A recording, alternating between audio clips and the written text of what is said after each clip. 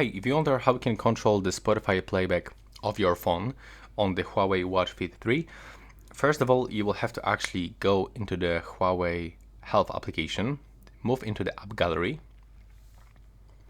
Next, just wait for the loading screen. And now you have to download this application, the Spotify controller. So you have to get it straight on your watch by clicking here and following the steps.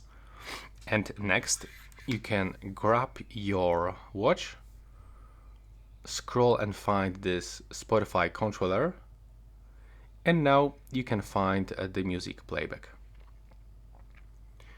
And also, you have to actually download the same application on your phone from the app gallery.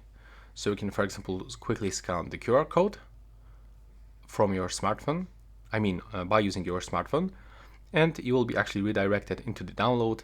And when you've got these apps on your phone and your Watch Fit 3, you will be able to control the playback of the Spotify on your Watch Fit 3. And that's all for this video. Right now, please subscribe to my channel.